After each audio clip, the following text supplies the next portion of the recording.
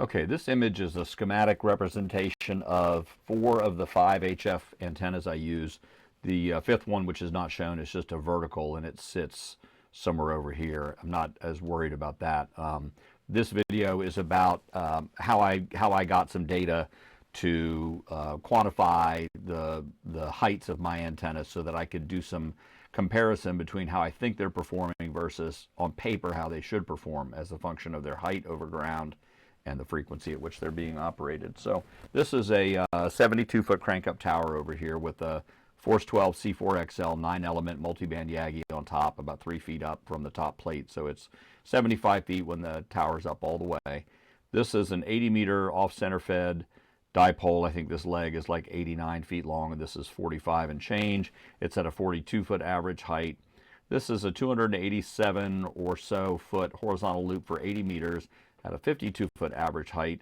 It's fed with a 4-to-1 Ballon Designs high power Ballon right here, and coax all the way back to a remote switch, which sits about right here. All of these antennas are hooked into a remote switch so that I can just rotate a knob and pick between them. This antenna, by the way, is also fed with the same Ballon, same type of Ballon, a Ballon Designs 4-to-1 high power. Had very good luck with those.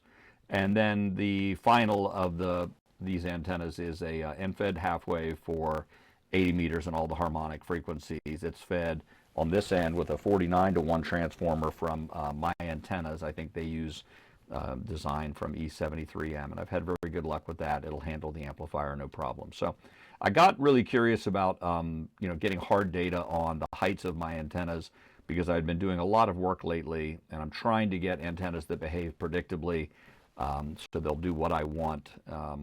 I like experimenting with antennas. It's a big part of the hobby for me. And so the rest of this video is going to be about how I got some of the measurements that I did. I think these measurements are very accurate, and it's been insightful to see this. I'd been a little optimistic. I'd been thinking this antenna was more like 50 feet. I thought this antenna was about 60 to 65 feet average. I thought this one was as high as 70 feet, and you'll see that in most cases I was off by a little bit. So stand by just a second and we'll see about how I got some of these measurements.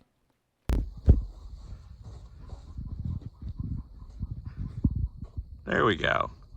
That's the Ballon, the feed point of a dipole that I have up that I had been thinking was at 50 feet. And you might wonder, what am I holding the camera up to right now? So what I'm doing is I'm trying to collect some data about my antennas to kind of reconcile how they're performing versus how I thought they would perform, what my intended installation height was versus actual height. So this number right here, minus 41.820 feet, is the computed distance, vertical distance between the feed point and the ground directly below it. So I'd been thinking this antenna was 50 feet. So apologies to all the people in the QSOs that I've had before where I said dipole at 50 feet. It's actually at 41 feet, 10 inches on this end. It's like 45 on another end, and I'm getting ready to measure the third end. I'm using a reflectorless total station to bounce a laser off of the antenna components and then off of the ground directly below it, and that's how I come up with this. So that might be a little bit out of focus, but that orange,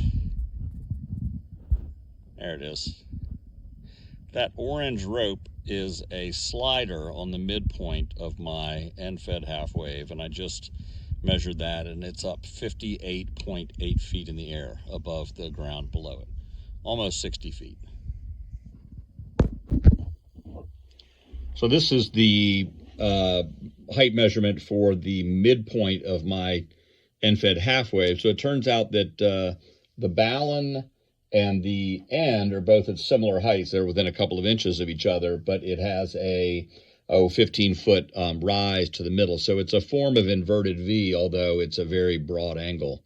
But still, that's some pretty good height. I'd been saying that it was at 65, maybe as much as 70, just by looking at it. But it turns out it's a little lower than I thought. And that's been true, as I mentioned, on all of these so far.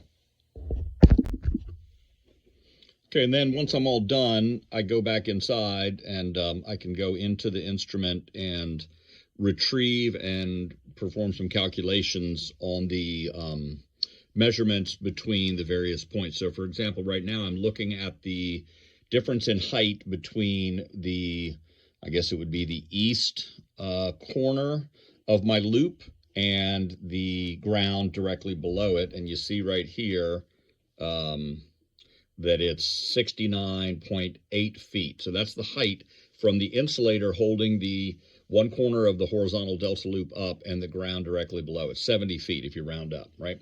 And so I do this on all the antenna points, and then I can kind of average them and come up with what the average or effective height of the antenna is above the ground below it. So this is an academic exercise. I doubt many people go to this level, but it was something I was curious about. I'd been just eyeballing some heights, and it turns out that in most cases I was being a little bit optimistic with my measurements by a couple of few feet, maybe 5, 6, 7, 8 feet in some cases. So interesting though that the antennas are still performing pretty well, given that they're not quite as high as I thought they were. So kind of interesting. Okay, well, the end result is this. These are the data points. It took me about 40 minutes outside to collect all the measurements. It took me a couple minutes to come inside and pull all the data out of the instrument, a couple more minutes to plug it into a spreadsheet here. And what you see is the average heights of all three antennas. The off-center fed is at just under 42. The loop is just over 52. The end fed is just under 49. And the highest point on any of them is just under 70 feet, followed by just under 60 feet. And otherwise, all the other measurements average in the low 40s. 40.64 to 44.04 is the spread.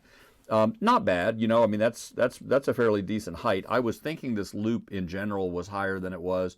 This one corner looks so tall from the ground that I think it just skewed my perception of how high the whole thing was. I'd been thinking it was on average at 60, so I was off by 7.77 feet. The end fed, I thought this end fed was up nearly 70 feet. I think it's just a visual perspective. This midpoint looks so high in the air that I think it just kind of made me think the antenna was higher than it was. But it doesn't really matter. The saying is that the proof of the pudding is in the eating. All three of these antennas do very well. The reason why I put the numbers for the loop in red is just to draw attention to that, because it is an awesome antenna. I wish I'd have put this up a long time ago. So if you've got three good tall trees and you can get a semi-equilateral triangle up, highly recommend it. I've been working a lot of DX on this. In many cases, I can't even hear the DX on these other two antennas that I can hear on the loop. And in general, the loop is very quiet also. So I'm really happy with that. But having all these options is great. It's nice to be able to switch through a few antennas, find which one gives me the best signal on somebody, and then I'll use that one for that QSO. Okay? Here's the final takeaway. I don't really need to discuss this a whole lot. I'm just show you the SWR charts for the off-center fed dipole, the end-fed half wave, and the 80-meter loop. You look at the 80-meter loop right here. I mean, this couldn't have come in much better. I've got just a couple of inches to trim on this one, and it's resonating just a little bit too low on 20, 15, and 10. And so I'd like to adjust that. So other than that, I'm ecstatic with the loop. All of them are good antennas, and it's always fun to get measurable data. It really gives you something to really take a good hard look at. So again, thanks for watching and have a great day.